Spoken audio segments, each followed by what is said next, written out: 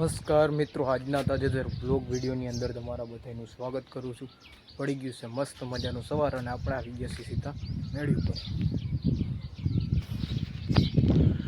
જો અત્યારે પવન એમ આપે મેળે, કુંડી ભરી દીધું આપણે પાણીનું। નદીમાં જોવો તમે હાવ રેતી દેખાવા માંડી છે બધી જગ્યાએ।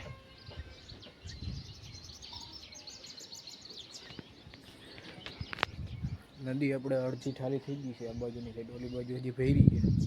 અને આજે આપણે નીકળવાનું છે મારા મામાની ઘરે, એટલે આટો મારવા જવાનું છે। તો હાલો આપણે એ બાજુ નીકળી જઈશું મારા મામાની ઘરે। આપણે નીકળી ગયા હતા સીધા મારા મામાની ઘરે અને પહોંચી ગયા હતા સીધા ઉપલેટા। અને ઉપલેટાની બજાર તમે જો, ઉપલેટા રહીએ છો આપણા મામા।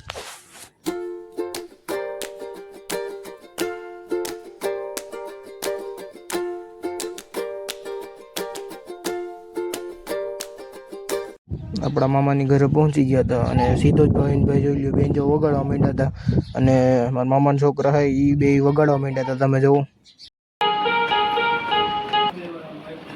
ત્યાર પછી આપણે ખાઈ પી અને થોડીક વાર લંબાવી ગયા હતા, થોડીક વાર સૂતા હતા। પછી ઉઠીને આપણે લીંબુ શરબત બનાવી નાખ્યું તો અહીંયા, તો આપણે બેસી ગયા હતા સીધા લીંબુ શરબત પીવા। હાલો પીવા લીંબુ શરબત।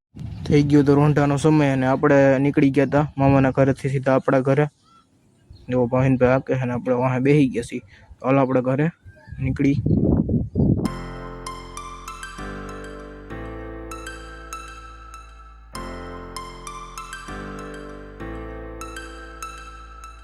घरे पहुंची गया था और घरे जो मारा पप्पा ने केरी ले आया था और आखू बॉक्स ले आया भाई। 600 रुपया बॉक्स है अपने, बधी पाकी गई केरीओ। केरी तो खावी ज पड़े, हाले नहीं और उनाळानी सीजन हाले है એટલે કેરી ખાવી જ જોઈએ બધાને। આપણે કેરી ખાવા માંડશું। આ જોઈ લ્યો પેટી ભરાઈ અને ફ્રીજમાં પછી રાખી દેવું। આપણે સીધા ઉપલેટાથી આવી ગયા છીએ આપણા ઘરે અને નાઈ ધોઈને કમ્પ્લીટ થઈને આપણે આવી ગયા છીએ સીધા મેળી ઉપર અત્યારે। અને કેસર કેરી લઈ આવ્યો ભાઈ એક બોક્સ, અને એક બોક્સ આપણને પડ્યું છે 600 રૂપિયામાં અને અત્યારે 600, 500, 550, 1000, 900 એટલામાં બધે વેચાય જ છે। અને 9 કિલા 10 કિલા એટલું બધે આવતું હોય છે અને ફળ એ સારું છે અને મસ્તની કેરી પાકી ગયેલી પણ છે અને ભીમી કેરીની તો હજી વાર છે, તોય આપણે કેરીઓ તો અટાણે ખાઈ જ છે। હજી તો આપણે 25 તારીખ આવશે ત્યારે ભીમી કેરી છે અને અત્યારે તો આપણે ખોખું લઈ આવ્યા ખાવા માટે। હજી પાછી ભીમી કેરી આવશે એટલે પાછું એક ખોખું તો આરામથી ખૂટી જશે। બાકી જોઈ લ્યો અત્યારે સાંજનો સમય થઈ ગયો છે મસ્તનો। અને આજે આપણે મારા મામાની ત્યાં ખાલી આટો મારવા ગયા હતા, ખાઈ પી બપોરે અને પછી આવી ગયા પાછા અત્યારે રોંઢે। અને કારણ કે આપણે રખોલે જવાનું હોય એટલે અત્યારે આવતા રહી, કારણ કે મગફળીનું આપણે રખોલું રાખીએ એટલે જવું પડે મગફળીના રખોલે રાખવા।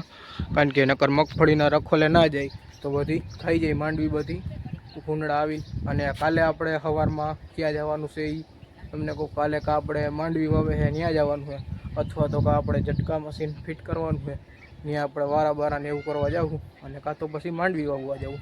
બેમાંથી એક જાવું ગમે ત્યાં। બાકી જોઈ લો કુંડી ભરાઈ ગયું મસ્તનું પાણીનું ઠંડુ, એટલે ચકલા પાણી પીવા આવી શકે।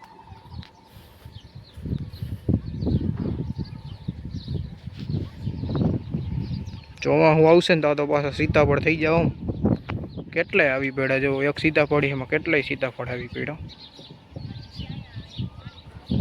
બાકી જો આ બાજુ બધી ગૌ માતા ઉભા જો એક ભાઈ આવી ગયા ભાઈ વેકેશન પૂરું કરીને।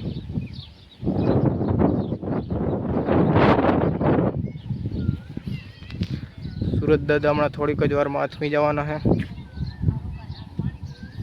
બસ આજના બ્લોગ વિડીયોની અંદર આટલું જ હતું। જો તમને સારો લાગ્યો હોય તો લાઈક કરી નાખજો, અને જો ચેનલમાં નવા હોય તો ચેનલને સબસ્ક્રાઈબ કરી નાખજો। હાલો આપણે મળીશું કાલે નવા બ્લોગ વિડીયોમાં, ત્યાં સુધી બધાને જય જવાન જય કિસાન।